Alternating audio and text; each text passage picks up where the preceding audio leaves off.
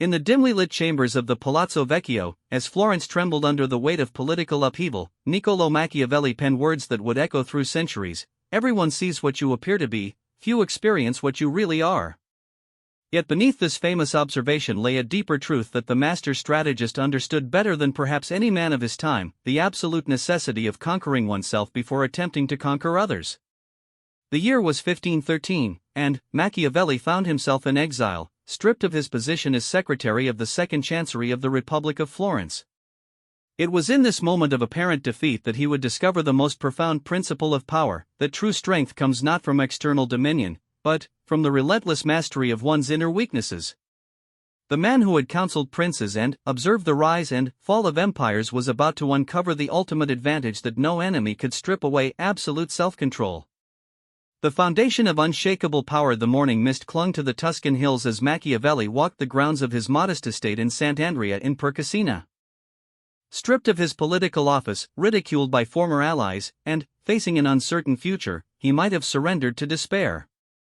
Instead, he chose a different path, one that would transform his understanding of power itself.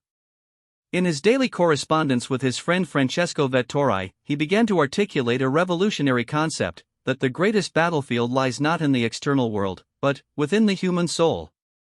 "I have reflected much on the nature of power," he wrote, "and have come to understand that while fortune may strip a man of his titles, his wealth, and even his reputation, there remains one domain that no external force can penetrate: the kingdom of the self. The man who rules absolutely over his own desires, fears, and impulses possesses a fortress that cannot be breached by any earthly army." This realization marked the beginning of Machiavelli's most profound insight.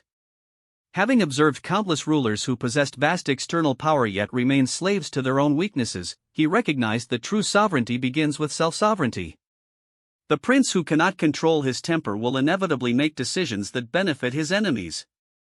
The leader who cannot master his desires will always be manipulated by those who understand his appetites. The strategist who cannot overcome his fears will never seize the critical moments when fortune presents herself. Consider the case of Cesare Borgia, whom Machiavelli had studied intensively. Despite his military genius and political acumen, Borgia's ultimate downfall stemmed not from superior enemies but from his inability to control his own nature. When his father, Pope Alexander VI, died unexpectedly, Borgia found himself critically ill at the worst possible moment. Yet even in recovery, his failure to master his own pride and his tendency toward immediate gratification led him to make fatal errors. He could conquer cities but could not conquer the impatience and arrogance within himself. The Duke, Machiavelli observed, possessed every external advantage that fortune could bestow, yet he fell because he had not first conquered the enemy that lived within his own breast. He was a master of men but remained a slave to himself. This paradox fascinated Machiavelli endlessly. How could men who demonstrated such brilliance in external affairs remain so blind to their internal vulnerabilities? How could leaders who understood the importance of discipline in their armies remain utterly undisciplined in their personal conduct? The answer, he concluded, lay in a fundamental misunderstanding of where true power originates. Most men, Machiavelli realized, approach power from the outside in. They seek first to control others, to accumulate wealth, to command armies, to gain titles and recognition. Yet this approach, while potentially effective in the short term, creates a structure built on sand. External power that is not rooted in self-mastery is inherently unstable because it depends entirely on circumstances beyond one's ultimate control. The man who has achieved genuine self-control, however, approaches power from the inside out. His strength emanates from an unshakable core that remains constant regardless of external circumstances. When fortune turns against him, he adapts without losing his essential composure. When enemies attack, they find not a man driven by emotion and, therefore predictable, but a calculating intelligence that responds strategically rather than reactively. "Observe the great oak that has weathered 1,000 storms," Machiavelli wrote in his private journals. Its strength lies not in its ability to resist the wind, but in its deep roots that anchor it to something more fundamental than the temporary weather. So too must a man anchor himself not to the shifting sands of external circumstance, but to the bedrock of self-mastery. This insight led Machiavelli to develop what he considered his most important discovery, the principle of internal sovereignty. Just as a prince must establish absolute authority within his territory to defend against external threats, an individual must establish absolute authority over his own nature to defend against the chaos of passion, fear, and impulse that constantly threatens to overwhelm rational decision-making. The process of achieving this internal sovereignty, Machiavelli understood, was neither simple nor pleasant. It required a man to become ruthless with himself in ways that would make his treatment of external enemies seem gentle by comparison. The weak aspects of the self, laziness, fear, anger, lust, pride, envy, these had to be identified, isolated, and systematically destroyed. Not suppressed or controlled, but utterly eliminated as sources of influence over one's actions. A man must become his own most feared executioner, Machiavelli concluded. He must hunt down weakness within himself with the same relentless determination that he would pursue an enemy who threatened his life. For indeed, these internal enemies are more dangerous than any external foe, because they know all his secrets and strike when he is most vulnerable. This was not a call for self-hatred or destructive perfectionism, but rather for a kind of strategic clarity about human nature. Machiavelli had observed that most men live in a state of internal civil war, with different aspects of their personality constantly undermining each other. The prudent mind makes a decision, but the emotional nature sabotages it. The ambitious spirit sets a goal, but the comfort-seeking body refuses to do the necessary work. The principled conscience establishes a moral standard, but the survival instinct abandons it the moment pressure appears. The man who achieves genuine self-mastery, however, operates from a unified command structure. All aspects of his nature serve a single, coherent purpose. His emotions support his intelligence rather than opposing it. His instincts align with his principles rather than contradicting them. His actions flow from his deepest values rather than from temporary impulses. This internal unity creates what Machiavelli termed the advantage of the integrated man. While his opponents remain divided against themselves and, therefore, predictable in their inconsistencies, the self-mastered individual presents a moving target that adapts fluidly to changing circumstances while maintaining strategic coherence.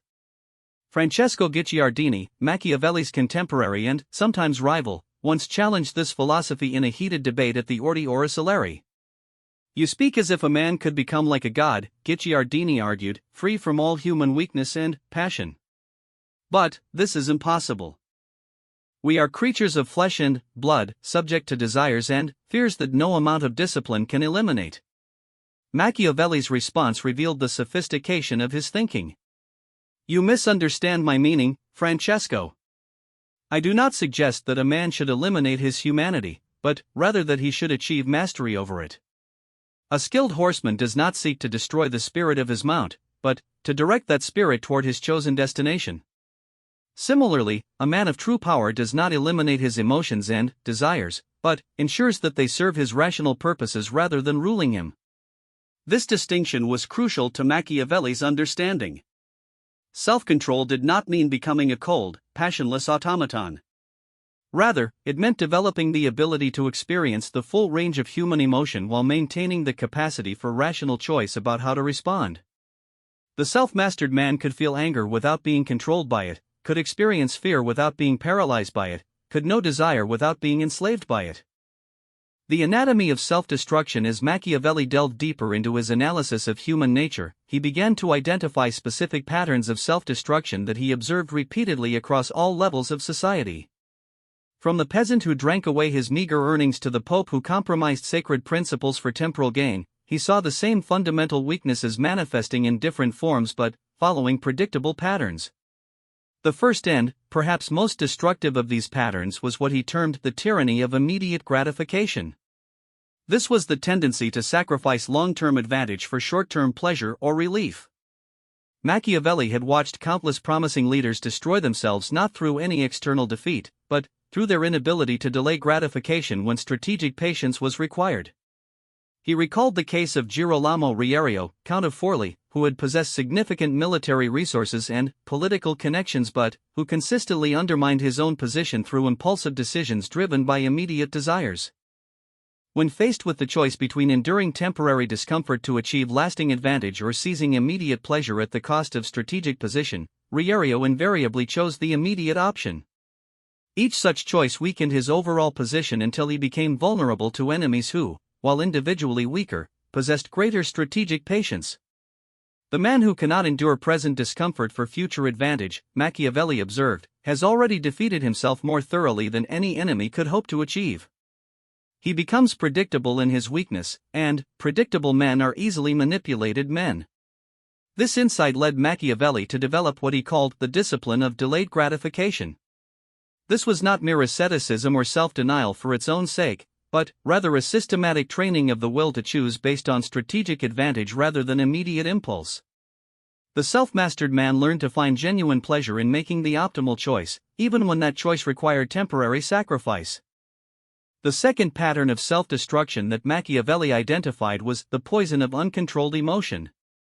While he recognized that emotions themselves were neither good nor evil but simply information about circumstances, he observed that most men allowed their emotions to dictate their actions rather than informing their decisions.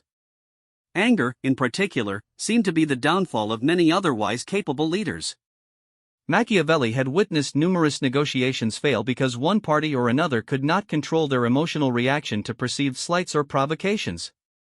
He had seen military campaigns compromised because commanders made decisions based on wounded pride rather than tactical advantage. He had observed political alliances destroyed because leaders could not separate personal feelings from strategic interests. The angry man, he wrote, fights the battle his enemy wants him to fight rather than the battle he should fight. He abandons his advantageous position to charge into terrain chosen by his opponent. Anger makes a man stupid, and stupid men lose even when they possess superior resources. Yet Machiavelli also recognized that anger, properly controlled, could be a powerful tool.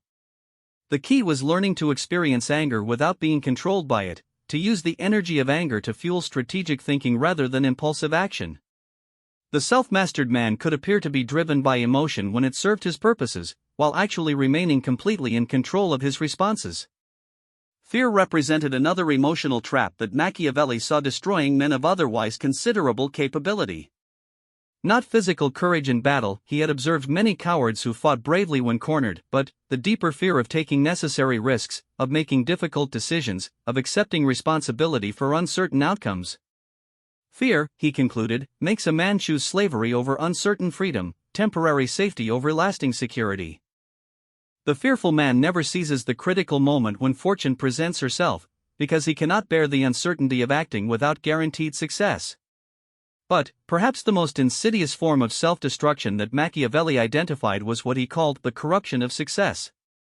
He had observed that many men who successfully controlled their weaknesses when facing adversity gradually lost that control as their external circumstances improved. Success bred overconfidence, which led to carelessness, which ultimately created the conditions for downfall.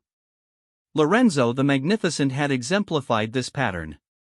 In his youth, facing serious threats to Medici power, Lorenzo had demonstrated remarkable self-discipline and strategic thinking. But, as his position became more secure, he had gradually allowed luxury and comfort to soften his edge. He became less vigilant about internal threats, more trusting of flatterers, more indulgent of his own desires. By the time new challenges emerged, he had lost much of the mental and physical discipline that had enabled his earlier successes. Success, Machiavelli wrote, is perhaps more dangerous than failure, because failure teaches harsh but valuable lessons while success whispers sweet but destructive lies. The successful man begins to believe that his good fortune is entirely the result of his own virtues, and therefore that he can relax his vigilance and discipline.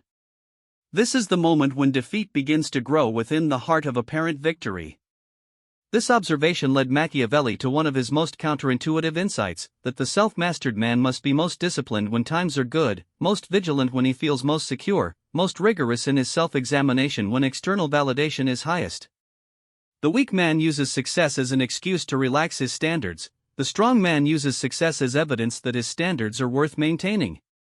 Machiavelli began to develop what he called exercises in artificial adversity, deliberate practices designed to maintain mental and physical toughness even during periods of comfort and security.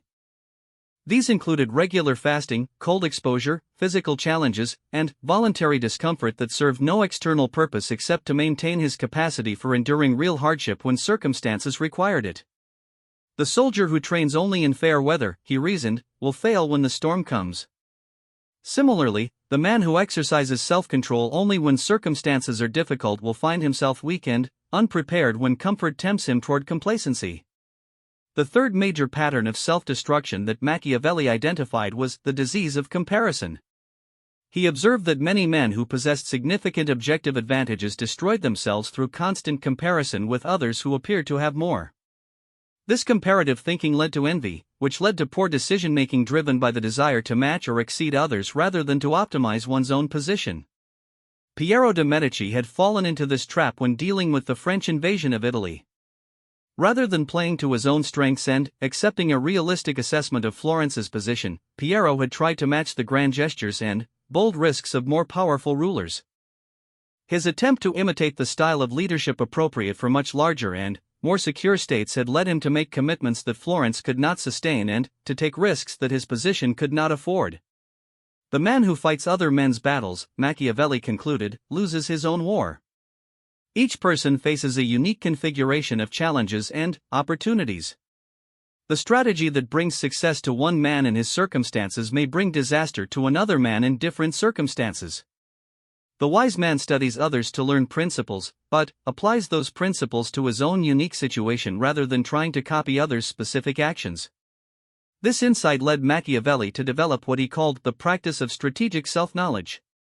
This involved a brutally honest assessment of one's own strengths, weaknesses, resources, and constraints, without regard for how these compared to others. The self-mastered man played his own hand optimally rather than wishing he had been dealt a different hand. As Machiavelli continued his analysis, he began to see that all these patterns of self-destruction shared a common root: the failure to accept full responsibility for one's own choices and their consequences. The man who blamed his failures on bad luck, on the treachery of others, on unfair circumstances, had already begun the process of self-destruction because he had abandoned his own agency. The moment a man begins to see himself as a victim of forces beyond his control, Machiavelli wrote, he has chosen weakness over strength, complaint over action, fantasy over reality. The circumstances of life are rarely fair or ideal, but they are the only circumstances within which we must work. The man who wastes energy resenting his circumstances has less energy available for improving them. This did not mean that Machiavelli advocated blind optimism or naive self-blame.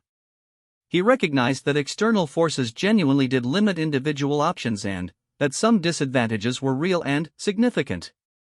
But he distinguished sharply between acknowledging constraints and being controlled by them. The self-mastered man worked within his constraints to maximize his advantages rather than being paralyzed by his disadvantages. The architecture of invincibility having identified the primary patterns through which men destroyed themselves, Machiavelli turned his attention to the positive construction of what he termed the invincible character.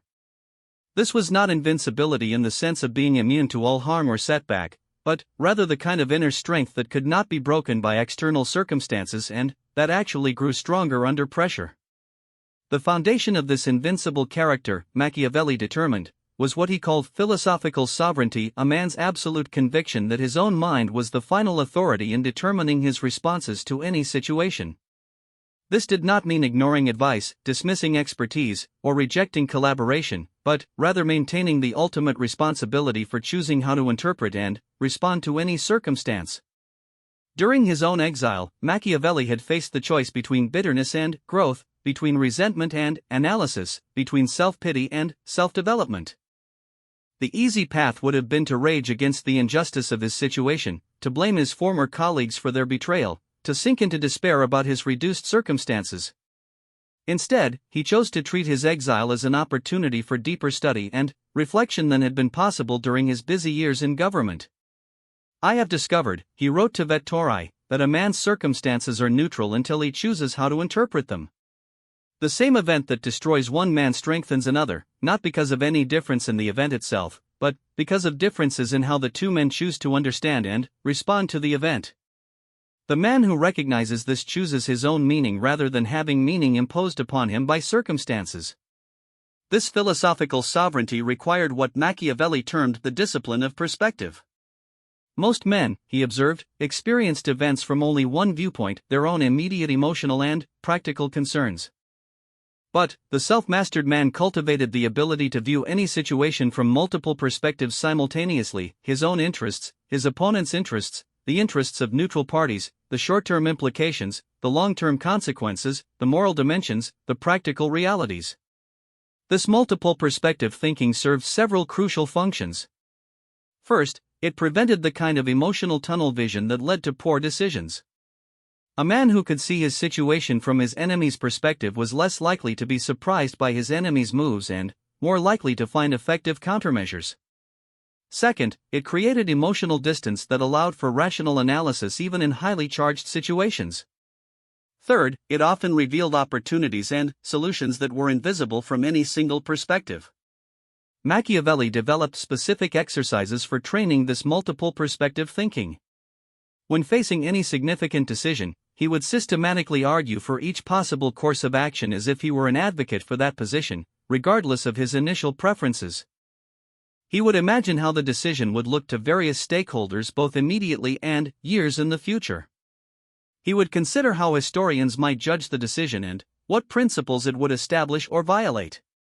The man who can see clearly from many angles, he concluded, is rarely surprised and never completely outmaneuvered. His enemies find themselves fighting not against a fixed position but against an intelligence that adapts to encompass their moves within a larger strategic framework.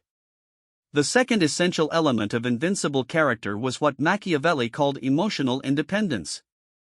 This was not the suppression of emotion but rather the development of an emotional life that was self-generating rather than dependent on external validation or circumstances. Most men, Machiavelli observed, were emotional slaves to their circumstances. They felt good when things went well and bad when things went poorly. They required approval from others to feel confident and feared disapproval more than genuine harm. They drew their sense of identity and worth from external roles and possessions rather than from internal characteristics. This emotional dependence made men predictable and, therefore, manipulable. The leader who required popular approval could be controlled by anyone who could influence public opinion. The man who feared poverty more than death would sacrifice anything to protect his wealth. The person whose identity depended on a particular role or relationship would make poor decisions to protect that role or relationship even when rational analysis suggested different priorities. The emotionally independent man, by contrast, generated his primary emotional satisfaction from his own choices and actions rather than from external results. He found genuine pleasure in making optimal decisions regardless of immediate outcomes.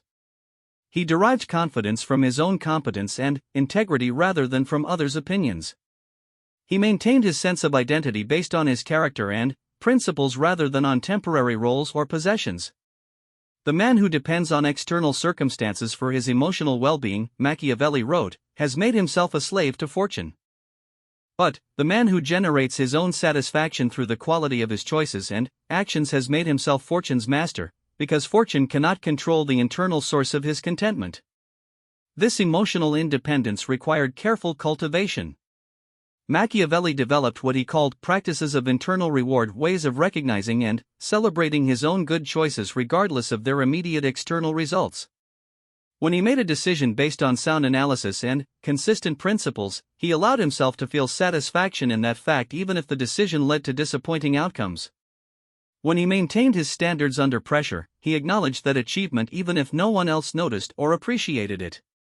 The third crucial element of invincible character was strategic patience, the ability to maintain long-term focus and sustained effort even when immediate results were disappointing or when more attractive short-term opportunities presented themselves.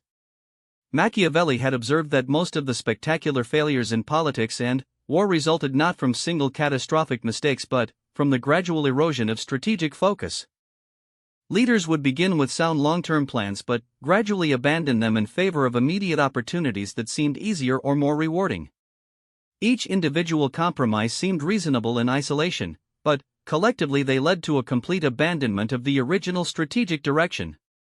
The invasion of Italy by Charles VIII of France provided a perfect example of this pattern. Charles had begun with a clear strategic objective, establishing French dominance in Italy through a swift campaign that would secure key positions before other powers could respond effectively. But, along the way, he had been tempted by immediate opportunities to seize additional territories, to respond to various provocations, to pursue personal vendettas, and to indulge in the pleasures of conquest. Each detour seemed minor, but collectively they slowed his advance, scattered his forces, and gave his enemies time to organize effective resistance. What should have been a decisive strategic victory became a costly strategic defeat because Charles could not maintain focus on his primary objective. The man who chases every opportunity, Machiavelli concluded, catches none. Strategic success requires the discipline to say no to good opportunities in order to say yes to great ones, to ignore immediate temptations in order to achieve lasting advantages. Strategic patience also required what Machiavelli termed the cultivation of compound advantages. Most men thought in terms of immediate, discrete gains, winning this battle, making this profit, gaining this ally. But, the self-mastered man thought in terms of cumulative, reinforcing advantages that would grow stronger over time.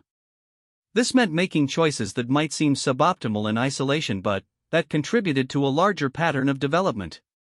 It meant accepting smaller immediate gains in exchange for better positioning for future opportunities. It meant investing time and resources in capabilities and relationships that would pay dividends over years rather than months. The fourth essential element was adaptive resilience, the ability to maintain core principles and strategic direction while adapting tactics and methods to changing circumstances. This was perhaps the most sophisticated aspect of invincible character because it required balancing apparent opposites, consistency and flexibility, principles and pragmatism, persistence and adaptation. Machiavelli had studied numerous leaders who failed because they were too rigid, who continued applying the same methods even when circumstances had changed in ways that made those methods ineffective.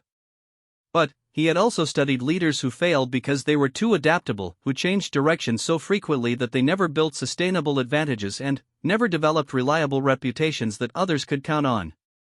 The key, he realized, was distinguishing between core principles that should remain constant and tactical methods that should evolve with circumstances. The self-mastered man identified his fundamental values and strategic objectives clearly and held to them regardless of external pressure. But he remained completely flexible about the specific methods he used to advance those objectives and uphold those values. The great tree, Machiavelli wrote, remains rooted in the same soil year after year, but its branches bend with every wind. Its strength comes from this combination of deep stability and surface flexibility. So too must a man remain rooted in his deepest principles while adapting his surface actions to the changing seasons of fortune. This adaptive resilience required sophisticated self-knowledge. A man had to understand his own core values clearly enough to distinguish them from mere preferences or habits. He had to develop strong enough principles to provide consistent guidance while remaining humble enough to recognize when his methods needed adjustment. The fifth and final element of invincible character was what Machiavelli called creative agency, the ability to generate new possibilities and solutions rather than simply choosing among existing options. This was the characteristic that distinguished truly exceptional leaders from merely competent ones. Most men, Machiavelli observed, approached problems as multiple-choice questions. They looked at their situation, identified the apparent options available to them, and tried to choose the best one. But the truly powerful man approached problems as creative challenges. When existing options were all unsatisfactory, he created new options. When conventional approaches were inadequate, he developed unconventional approaches. This creative agency required several capabilities that Machiavelli worked systematically to develop. First was the ability to question assumptions that others took for granted. When everyone assumed that a particular approach was the only possible approach, the creative agent asked why that assumption was valid and what might be possible if it were false. Second was the ability to combine ideas and resources in novel ways. Rather than seeing each element of his situation as fixed in its current use, the creative agent saw each element as a tool that might be applied to multiple purposes. Third was the willingness to experiment with uncertain outcomes. Since creative solutions by definition had not been tested before, pursuing them always involved risk. The creative agent had to develop comfort with uncertainty and the ability to learn quickly from both successes and failures. The man who can create new possibilities, Machiavelli concluded, can never be completely trapped by circumstances, because he can always create new circumstances. His enemies may control the existing game, but he can always change the game itself. When Machiavelli integrated all 5 elements: philosophical sovereignty, emotional independence, strategic patience, adaptive resilience, and creative agency, he found that he had constructed something remarkable, a character that could not be broken by external pressure and that actually grew stronger when challenged. This was the ultimate advantage that no enemy could take away and that no fortune could diminish. Standing in his study late one winter evening, looking out at the fields of his modest estate, Machiavelli felt a deep satisfaction that had nothing to do with his external circumstances. He had lost his position, his wealth, his political influence, everything that most men considered the substance of power. Yet he felt more powerful than he ever had in his days of official authority, because he had achieved something far more valuable: mastery over himself. The man who destroys his weak self can never be destroyed by others, because he has eliminated the only weapons that external enemies can use against him. Fear cannot move him because he has faced and conquered his own fears. Flattery cannot deceive him because he does not depend on others' opinions for his self-worth. Threats cannot intimidate him because he has accepted full responsibility for his choices and their consequences. Temptation cannot seduce him because he has learned to generate satisfaction from his own disciplined choices rather than from immediate gratification. This was Machiavelli's ultimate discovery, that true power was not something a man could gain or lose, but something he could become. And, once he had become it, no force in heaven or earth could take it from him, because it existed in the only realm where he was truly sovereign, the kingdom of his own character. In his final letter to Vettori before beginning work on The Prince, Machiavelli wrote, "I have learned that a man may lose everything except what he has made himself to be. Kingdoms fall, fortunes disappear, allies betray, and even the mightiest armies are eventually defeated. But the man who has conquered himself possesses a victory that can never be reversed, a kingdom that can never be invaded, and a strength that grows greater with every challenge it faces. This, my friend, is the only mastery that matters, and the only advantage that endures." The document that would make Machiavelli famous would focus on the external strategies of power: how to gain it, how to keep it, how to use it effectively. But his private discovery, the one that sustained him through exile and poverty and gave him the strength to write about power with such clarity, was this deeper truth, that all external power is ultimately illusory unless it rests on the foundation of self-mastery, and that the man who achieves genuine self-mastery needs no external power to be truly invincible. As he dipped his pen in ink and began to write the words that would shape political thought for centuries to come, Machiavelli smiled. He was about to teach the world about the game of external power. But he had already won the only game that truly mattered, the game against his own weaknesses. And, in winning that game, he had discovered something that no prince who read his advice would ever understand unless they too chose to destroy their weak selves: that the ultimate advantage in any competition is not needing to compete at all, because one has already achieved the only victory that cannot be taken away. The candle burned low as Machiavelli continued writing through the night, but the flame within him, the flame of self-mastery, burned brighter than ever. He had become invincible not by conquering others, but by conquering the only enemy that had ever truly threatened him, the weak man he used to be. And, in destroying that weak self, he had created something that would outlast any earthly kingdom, a character that could never be destroyed, because it was built on the unshakable foundation of disciplined choice rather than the shifting sands of external circumstance. This was the real secret that lay hidden beneath all his political observations, that power is not something one takes from others, but something one creates within oneself. And, once created, it becomes an inexhaustible source of strength that no external force can diminish. The man who understands this secret masters not just the game of politics, but the game of life itself.